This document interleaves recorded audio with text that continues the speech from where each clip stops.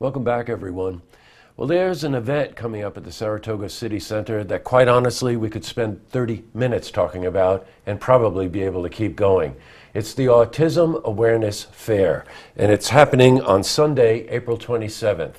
And joining me today is Anna Marie Young, who has experienced firsthand what it's like to be a parent with a child that has autism spectrum.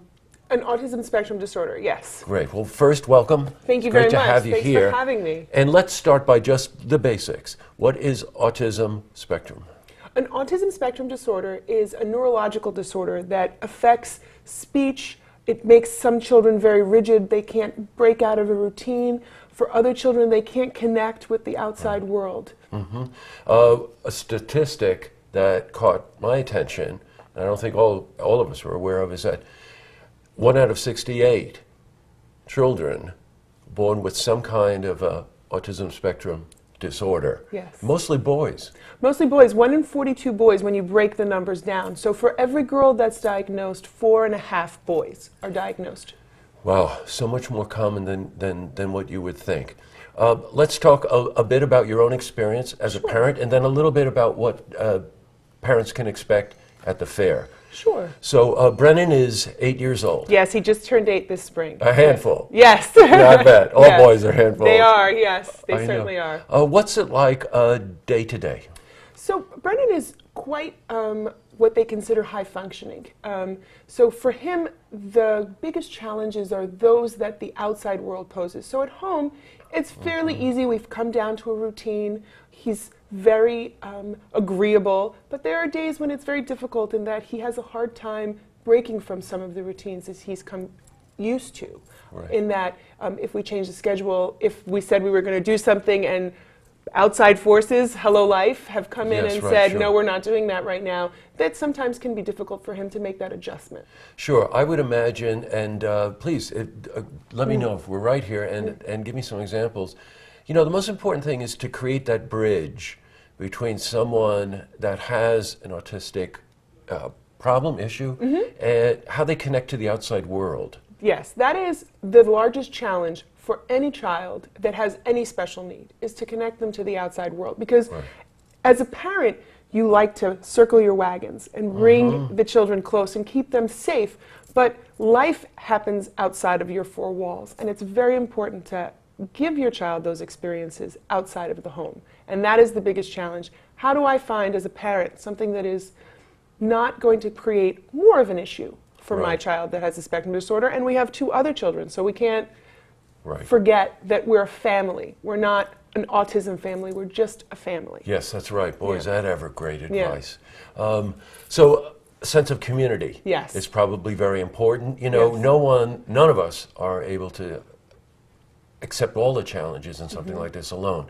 So what kind of a community do you develop? Other parents? Other parents. You have other parents who have children on the spectrum, and then you have other parents who don't have children on the spectrum, because your child that has a spectrum disorder needs exposure to both.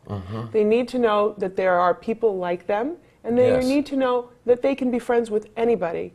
That is really a lesson for all parents, not just parents with spectrum disorder children. Sure. All right. So let's move to the awareness fair. Sure. Sunday, April 27th. Yes. At the City Center. Yes. What's going on? So one of the wonderful things is that this is a pooling of so many organizations and activities for children on the spectrum, so that you don't have to kind of wade through Google and try and find your way. Well, is this okay for my child? What do they offer? It's more of, as you were speaking about, creating a community. You get to speak to people who work with children every day who have spectrum disorders, who have perhaps an art program or a riding program, or they run a school that has programs that are more adaptable to your child's needs. Okay, so there are educational aspects to this, recreational aspects to this, right? Yes. Give me an example of each, if you would, in terms of education. Sure. There's a school named New Meadows that, just as one example, that off the top of my head, that they provide an integrated program for preschool children. So that is children on the spectrum and those not on the spectrum. So that children have an awareness of each other and an Right. understanding. And it grows this relationship that just because you're different, you're not less. And that's what my Right. t-shirt says. Different, Well, not less. Absolutely right Yes. about that. You know the most important word you just said, and that was integration. Yes. Right, that it isn't just, you don't isolate a segment of the population Right. and expect them to be functioning. Right. Right. Right. On the entertainment side. On the entertainment side, there are games, Right. there's arts and crafts, and there is a bounce house, which for my husband and I was one of the wonderful things last year because it's run so well and organized so nicely to be accommodating to those who can't handle overstimulating situations. Yes, right, of course. Yeah. Sure. Again, the fair is Sunday, April 27th. Yes. It's at the Saratoga City Center. Yes. Highly encourage you to go, find out, learn, share stories, share experiences, and help build that community, right? Yes.